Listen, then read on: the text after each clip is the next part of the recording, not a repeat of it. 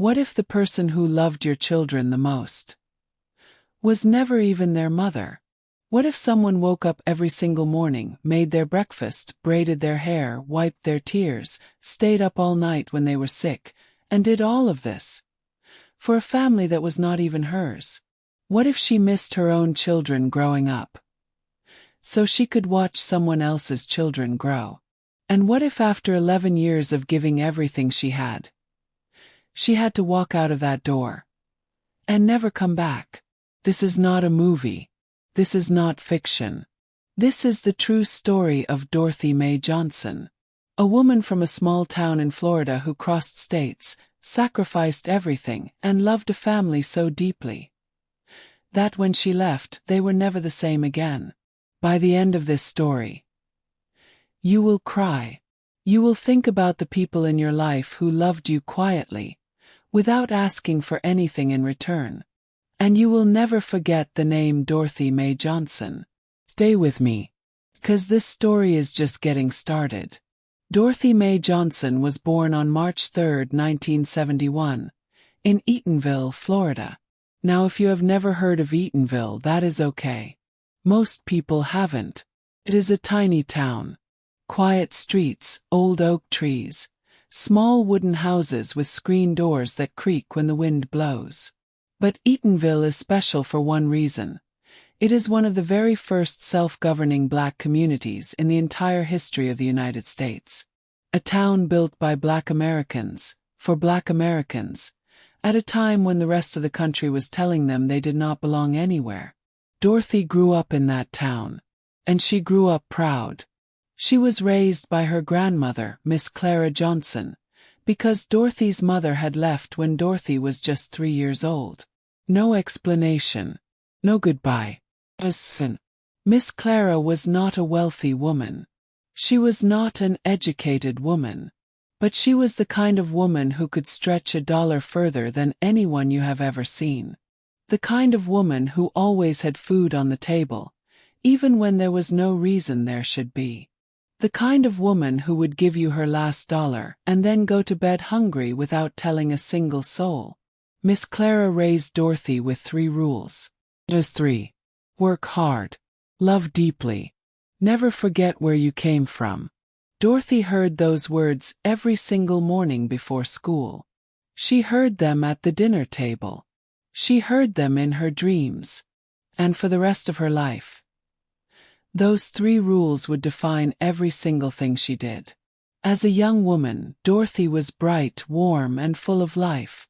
She had a laugh that could fill an entire room. She had a way of making people feel seen, truly seen, in a way that very few people ever experience. At 22, she fell in love with a man named Robert. They got married in a small church in Eatonville, with Miss Clara sitting in the front row, crying happy tears and fanning herself with her church program. For a few years life was good. Dorothy had 2 children. A son named Marcus, a serious, quiet little boy who loved dinosaurs and could name every single one of them by age 4. And a daughter named Aaliyah, a firecracker from the moment she came into this world, loud and fearless and absolutely beautiful. Dorothy thought this was it. This was her life, her little family, her home. But life had other plans. By the time Dorothy was 27, the marriage was falling apart. Robert was struggling. With work. With himself. With things he could not explain and would not talk about. And one day he was simply gone. Just like Dorothy's mother had been gone. Just like that.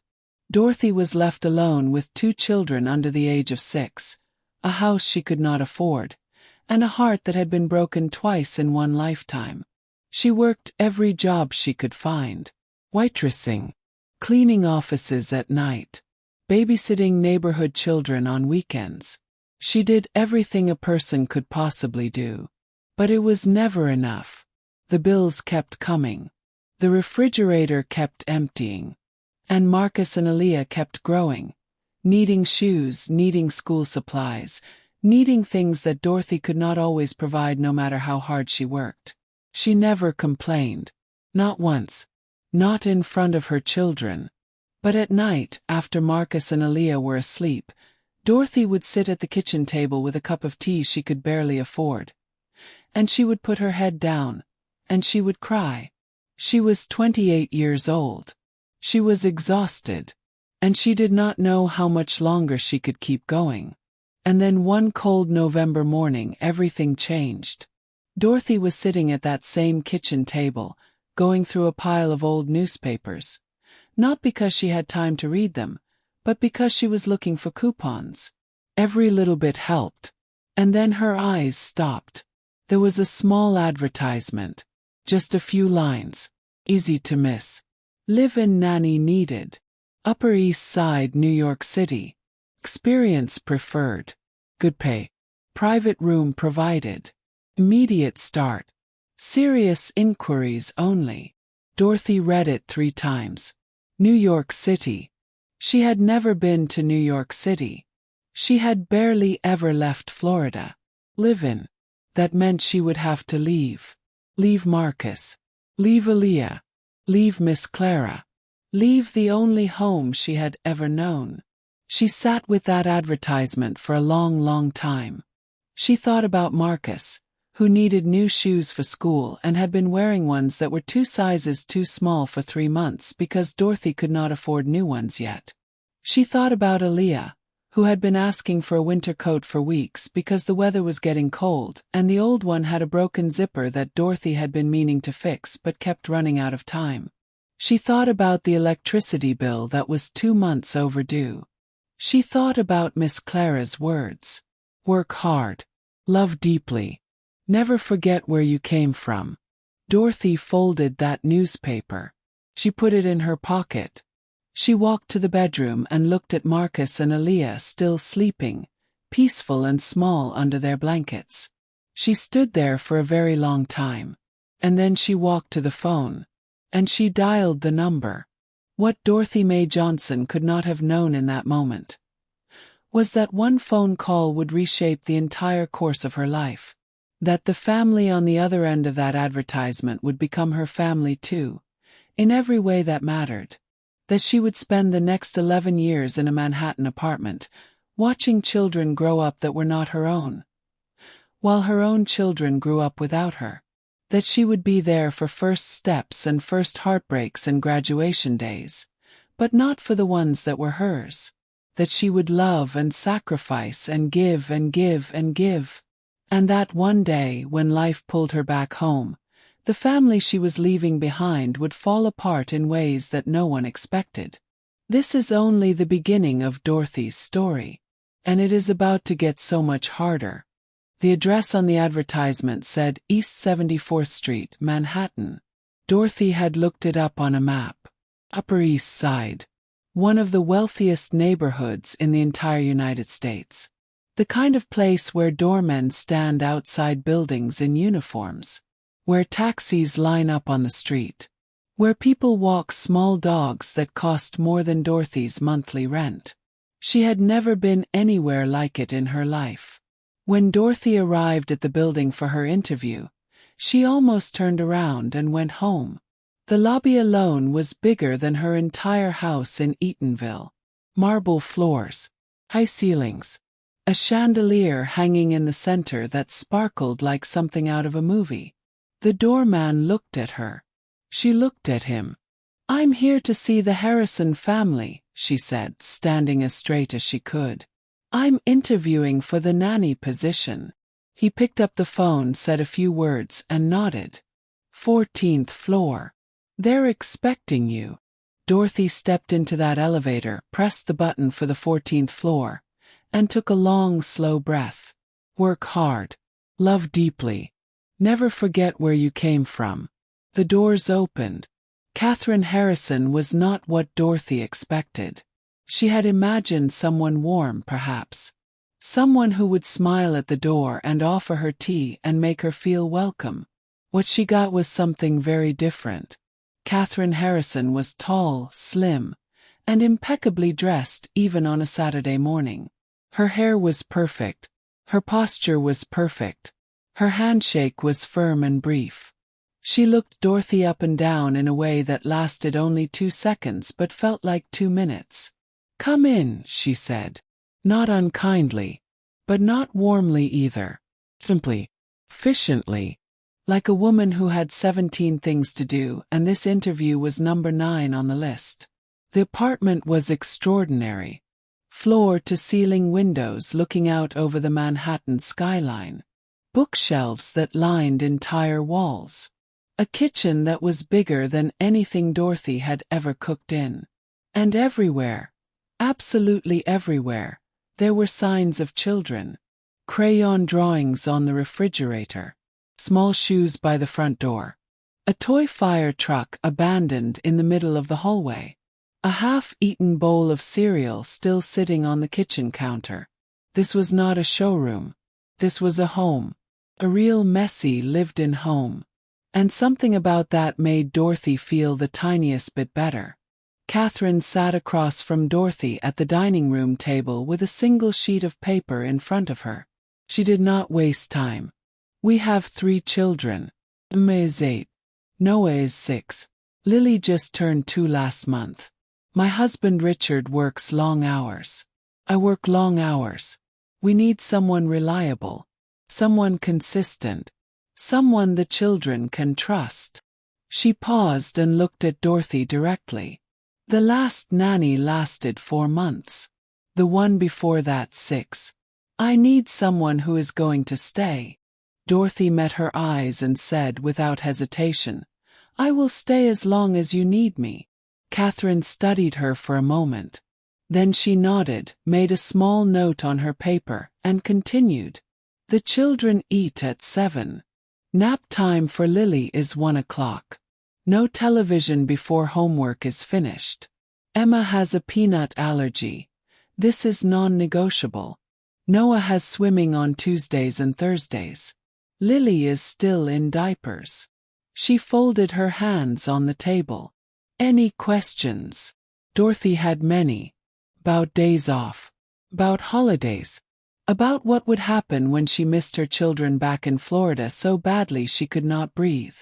But she looked at Catherine Harrison, this precise, controlled, slightly intimidating woman, and she said simply, "No, ma'am. I'll take good care of them." Catherine nodded once more. "Good. You can start Monday." Dorothy met the children that same afternoon. Emma came first, tiptoeing around the corner of the hallway like she was not sure she was allowed to be there. She was small for 8, with dark braids and enormous eyes behind a pair of round glasses. She was holding a book against her chest like a shield. She looked at Dorothy for a long moment. Then she said very seriously, "Do you know how to make pancakes?" Dorothy smiled. "I make the best pancakes you have ever tasted in your life." Emma considered this. Then she nodded, as if a decision had been made, and walked away. That was it. That was Emma's entire interview. Noah came next, except came is not really the right word. Noah exploded into the room. He was 6 years old and somehow took up the space of a much larger person. He slid across the hardwood floor in his socks, nearly knocked over a lamp, grabbed a handful of crackers from the kitchen counter, and looked at Dorothy with wide, curious eyes. "Are you the new nanny?" "I am," Dorothy said. "The last one cried a lot," he said, mouth full of crackers. "Are you going to cry a lot?" "Only during sad movies," Dorothy said. Noah thought about this. Then he grinned, a huge, gap-toothed, completely irresistible grin. "Okay," he said, and ran away. And then there was Lily. Catherine brought her out last, carrying her on her hip. Lily was 2 years old, round-cheeked and sleepy-eyed, with 2 little puffs of hair on top of her head and a worn stuffed rabbit tucked under her arm. She looked at Dorothy with the serious, unblinking stare that only very small children can manage. Dorothy leaned down to her level. "Hi there, little one," she said softly. "My name is Dorothy." Lily stared at her. Then very slowly, she reached out her small hand. and placed it against Dorothy's cheek. Just like that. No words. Just a tiny hand on Dorothy's face. Dorothy felt something move inside her chest that she could not explain. Catherine watched this and said nothing. But something shifted in her expression, just barely, just for a moment, before her professional composure returned. "Monday then," she said. Dorothy nodded. "Monday." She called Miss Clara that night from her hotel room. "Mama Clara," she said, because that was what she had always called her. "I think I got the job." "Of course you did," Miss Clara said, without a single moment of surprise. "God don't bring you to a door He ain't gonna open." Dorothy laughed. And then she was quiet. "I'm scared, Mama Clara." "I know, baby. I'm going to miss Marcus and Aaliyah so much." "I know. And they're going to miss you. But you're doing this for them. You remember that. Every single hard day. You remember that." Dorothy wiped her eyes. "Work hard," Miss Clara said. "Love deeply," Dorothy answered. "Never forget where you came from." "Never," Dorothy whispered. She hung up the phone. She sat in the dark of that hotel room for a long time. And on Monday morning, Dorothy Mae Johnson walked back through the doors of that building on East 74th Street. And began the 11 years that would change everything. What she did not know yet was how deeply she would love those 3 children. She did not know that Emma would one day show her a college acceptance letter with shaking hands and say, "I couldn't have done this without you." She did not know that Noah would grow from a gap-toothed, cracker-eating tornado into a young man who called her every week just to check in. She did not know that baby Lily, little round-cheeked Lily who had placed her hand on Dorothy's cheek that very first afternoon, would one day stand at an elevator door with tears streaming down her face and say words that would stay with Dorothy until her very last breath. She did not know any of that yet. All she knew was that on that first Monday morning, she walked into the kitchen at 6:30 a.m. to make breakfast. And when Emma appeared in the doorway in her pajamas, hair messy, glasses slightly crooked, and said very seriously, "So, about those pancakes," Dorothy laughed so hard the whole kitchen shook. And just like that, began 11 years. That is 4,015 days. 96,000 hours. More than 5 million minutes. And Dorothy spent every single one of them loving the Harrison children like they were her own flesh and blood. In those 11 years, the apartment on East 74th Street transformed from a place Dorothy worked into a place Dorothy lived. Really lived. In every sense of the word. She knew which floorboard creaked outside Emma's room. She knew that Noah could not sleep without the hallway light on, even at 17, though he would never admit it. She knew that Lily always hid her vegetables under her napkin and thought nobody noticed. Dorothy always noticed and always said nothing. She knew this family the way you only know people when you have lived alongside them through ordinary Tuesday mornings and extraordinary Friday nights and every messy, beautiful, painful moment in between. Emma grew up quiet and became quietly extraordinary. She won her school's writing competition 3 years in a row. She started a reading club for younger kids in the neighborhood. She got into Columbia University on a full scholarship. And the night she found out, she did not run to her mother first. She ran to Dorothy. She burst through the kitchen door waving that letter, screaming and crying at the same time. And Dorothy caught her and held her and they jumped up and down together like 2 little girls until Catherine came running in asking what on earth was happening. "I got in, Emma kept saying. "I got in." Dorothy held that girl's face in her hands and looked at her. This beautiful, brilliant young woman who had once stood in a doorway in crooked glasses asking about pancakes, and said, "I knew. I always knew."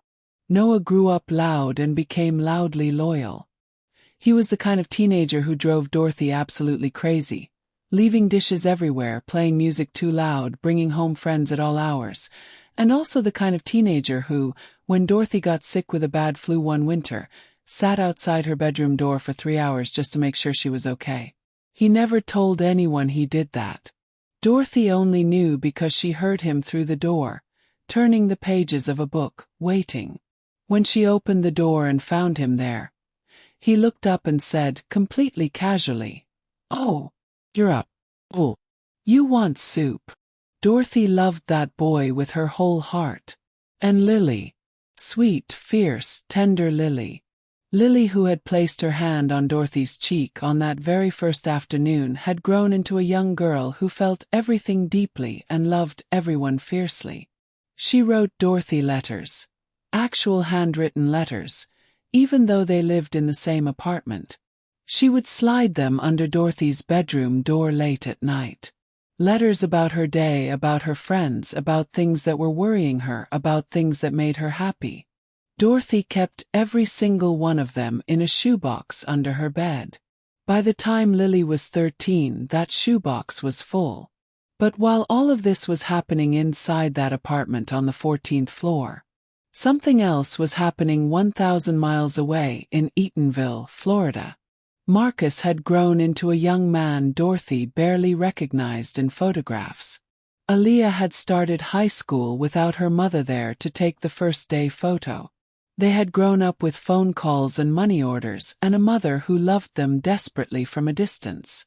Dorothy sent money home every single month without fail.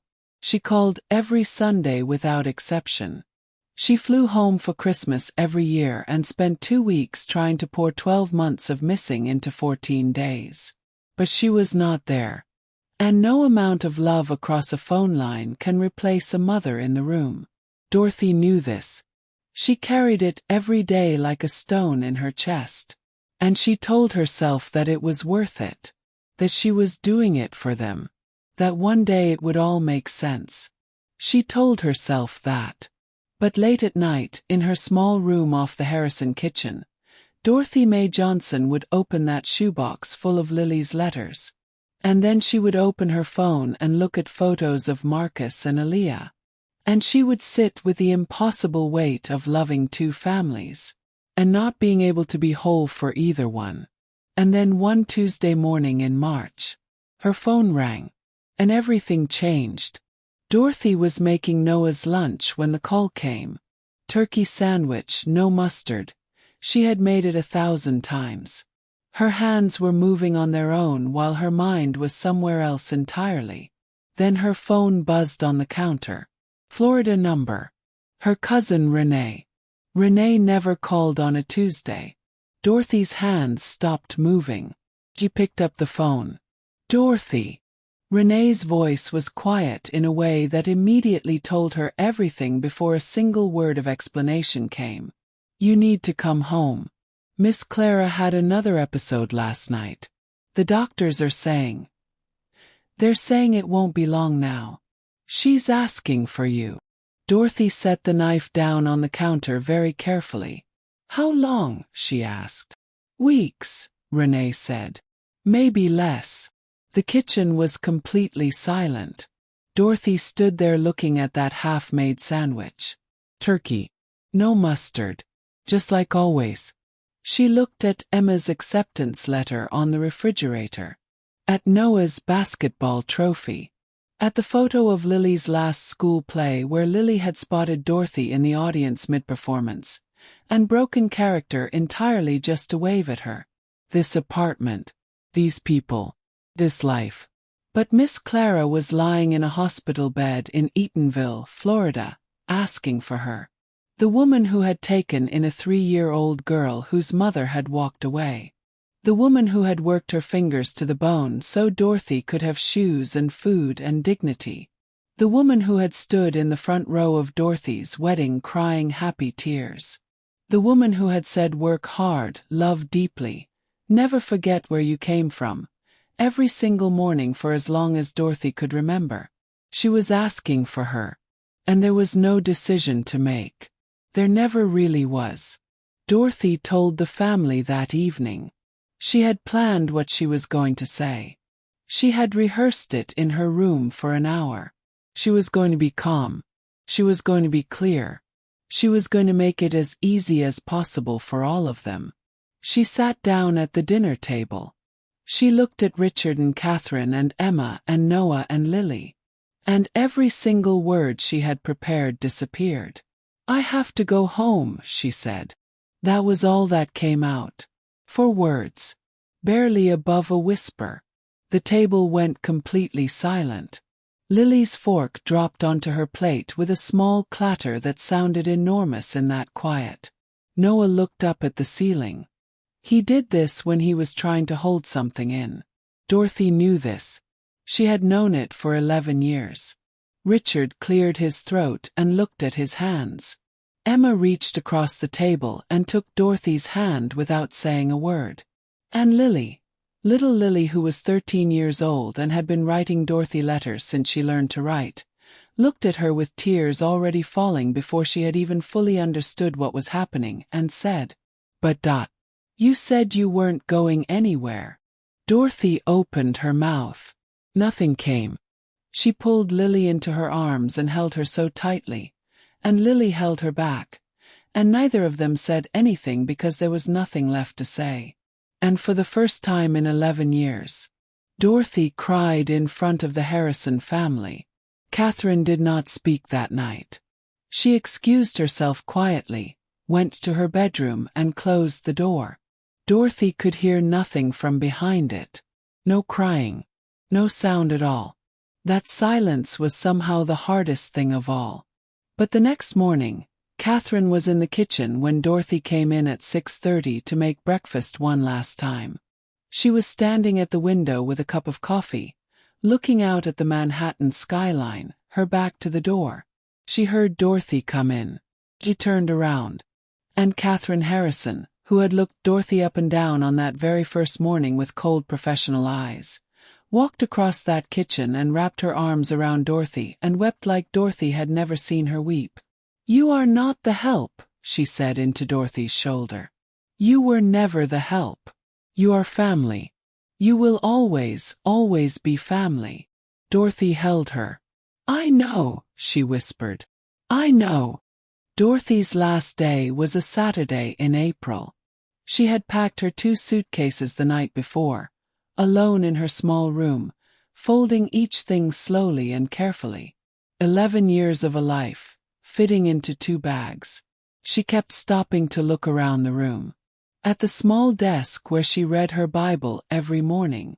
At the window that looked out over the building's courtyard. At the shoebox full of Lily's letters sitting on the shelf. She put the shoebox in her suitcase. That was non-negotiable. The morning was quiet in a way that felt heavy. Nobody pretended everything was fine. Nobody made small talk. The apartment moved slowly, like it was trying to hold on to something it knew it could not keep. Richard Harrison shook Dorothy's hand at the door. He was a man who communicated in firm handshakes and measured words. But that morning his handshake turned into something longer, and he pulled Dorothy into a hug and held on, and when he finally stepped back his eyes were red. "Thank you," he said. "For everything. For all of it." Dorothy nodded because speaking was not possible. Emma gave her the book. She had made it herself, spent weeks on it without telling anyone. A handmade book, bound with ribbon, filled with photographs and drawings and handwritten letters from all 3 of them. Photos Dorothy had never even seen. Moments she had not known were being captured. Emma as a little girl in pajamas. Noah gap-toothed and grinning. Lily asleep with her stuffed rabbit. Dorothy's hand just visible at the edge of the frame. On the cover, in Emma's careful handwriting, it said, "For Dorothy, the woman who made this house a home." Dorothy could not open it. She knew if she opened it she would not be able to leave. She pressed it against her chest and held Emma for a long time. Noah carried her suitcases to the elevator. This boy, this loud, crayon-eating, sock-sliding, gap-toothed boy who had grown into a broad-shouldered 17-year-old young man, carried her bags without being asked and stood at the elevator door and looked at the floor. "You're the best, Dot," he said finally, his voice rough. "You're just the best." He hugged her fast and hard, the way boys that age hug when they are trying not to fall apart, and then he stepped back and looked at the ceiling, and Dorothy pretended not to notice. And then there was Lily. Lily did not say much that morning. She had been quiet since the night before, moving through the apartment like a shadow of herself, staying close to Dorothy without making it obvious she was doing it. When the moment came, Lily took Dorothy's hand. She held it all the way down the hallway. She held it waiting for the elevator. She held it while the elevator doors opened and Dorothy picked up her bags and stepped inside. And then she held on just 1 second longer than she had to. Dorothy looked at her. This girl. This 13-year-old girl who had placed her tiny 2-year-old hand on Dorothy's cheek on a Saturday afternoon 11 years ago, and looked at her with those enormous eyes. "I'm going to remember you forever," Lily said. Her voice was steady, but everything in her face was not. "Every single day. Forever." The elevator doors closed. Dorothy stood alone in that small mirrored box as it descended 14 floors. And she pressed herself against the wall. And she let herself fall completely apart. Dorothy Mae Johnson returned to Eatonville, Florida. She moved back into Miss Clara's small wooden house on the quiet street with the oak trees and the screen door that creaked in the wind. She cooked Miss Clara's meals and sat with her in the evenings and held her hand through the hard nights and told her stories and sang the old songs and made sure that the woman who had never once let Dorothy feel alone never felt alone either. Miss Clara passed on a warm July morning, 3 months after Dorothy came home, peacefully, in her own bed, with Dorothy's hand in hers, just like she deserved. In the years that followed, something beautiful happened.